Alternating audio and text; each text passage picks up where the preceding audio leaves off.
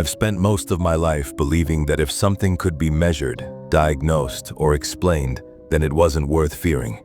I worked in medicine for decades, surrounded by emergencies, human suffering, and situations where panic was useless and logic was everything. Over time, I learned how to stay calm when others couldn't. I learned how to distance myself emotionally, how to look at fear as just another symptom to be managed. For a long time, that made me feel safe. Even my wife, Evelyn, was nothing like me in that way. Where I relied on logic, she relied on intuition. We had been together for many years, long enough that our lives felt permanently intertwined. We met before either of us had truly figured ourselves out, back when the future still felt open and undefined.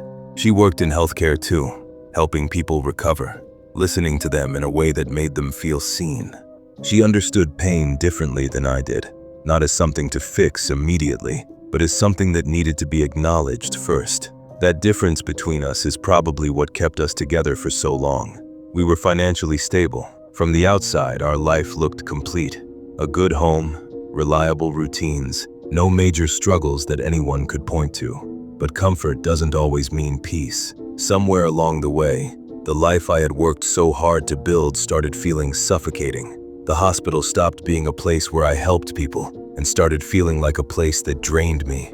The constant noise, artificial lights, alarms, and pressure followed me home, even when I tried to rest. I was always thinking about work, always replaying cases in my head, always carrying something unfinished with me. Evelyn noticed the change before I did. She told me I wasn't really present anymore, that even when I was home, my mind was somewhere else. At first, I dismissed it. I told myself that responsibility felt heavy for a reason, that this was just what adulthood looked like. But there were nights when I'd wake up suddenly, heart racing, with the feeling that I'd forgotten something important, something I couldn't name. I'd lie there in the dark, staring at the ceiling, wondering when my life had turned into something I was constantly trying to escape from. Evelyn escaped differently. She always found comfort in nature. Even when we lived surrounded by concrete and traffic, she filled our home with plants. She spent her free time outdoors whenever she could, walking trails, sitting quietly under trees, listening to the wind. She used to say that nature reminded her that the world was bigger than schedules, bigger than expectations. Over time, that idea became a shared dream. A quiet life, somewhere far away from crowds, noise, and constant demands. Somewhere we could wake up without alarms and go to sleep without stress. At first, it was just talk. A hypothetical future, a cabin in the woods, a house near a forest, something people joke about but never actually do. But the more we talked about it, the more real it became. I realized I didn't want the rest of my life to look like the years that came before it. I didn't want my world to end in hallways that smelled like disinfectant and exhaustion. I wanted space, silence, something that felt real. So we started looking. We searched in familiar places, quiet towns, rural areas not too far from civilization, but nothing felt right. Everything was either too crowded, too expensive, or too close to the life we were trying to leave behind. It was Evelyn who suggested we look further out, somewhere most people wouldn't choose,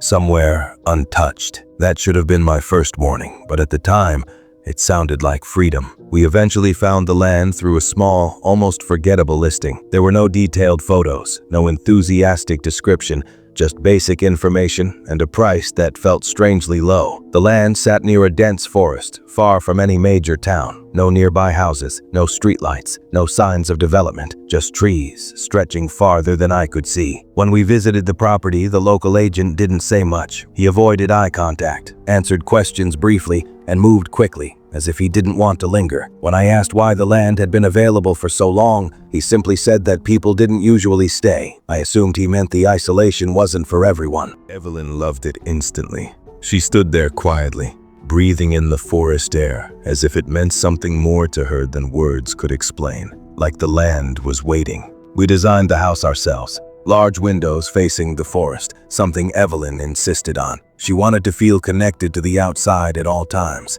like the boundary between the house and the woods should never be fully closed. Construction took months. During that time, we wrapped up our old lives, told friends about our plans, listened to their doubts, and ignored them. When we finally moved in, everything felt right. The air was cleaner. The days were slower. The nights were darker than anything we were used to, but they felt calm, peaceful. For the first time in a long time, I felt like I could breathe. After we moved in, the first few weeks were normal. Honestly, that's why I didn't question anything. During the day, the forest felt quiet in a good way. There was no traffic, no people, no constant noise, just trees and open space. I still went into town a few days a week for work, but Evelyn stayed home most of the time. She seemed happier there than she had in years. She cooked more, slept better, and spent long hours reading or sitting near the windows. Nothing felt wrong. The first thing I noticed was how early it got dark. Not just visually, but in the way the house felt once the sun went down. There were no nearby lights, no sounds from other homes, no distant movement, just darkness outside the windows. At first, it didn't bother me. It felt peaceful. Then I started noticing the sounds. Not every night, and not loudly. Small things that were easy to explain away. Branches snapping, leaves moving, the kind of noises you expect in a forest. I told myself it was animals, wind, normal things. One night, Evelyn asked me if I'd heard someone walking around the house. I hadn't. She said it sounded slow,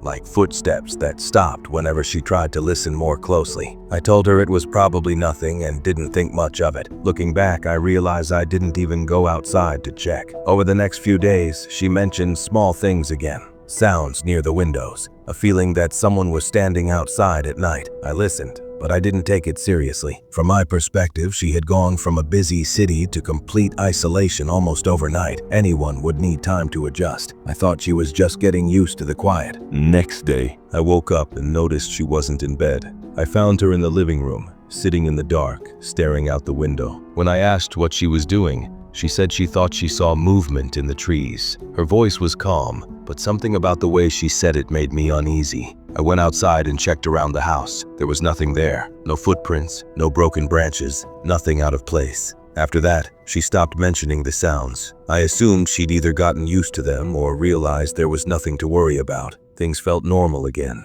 Then I got the call. It was an emergency I couldn't ignore, and I had to leave immediately. I told Evelyn to come with me, but she said she wasn't feeling well and wanted to stay home. She told me she'd pick me up when I returned. She didn't sound afraid. She didn't hesitate, so I left.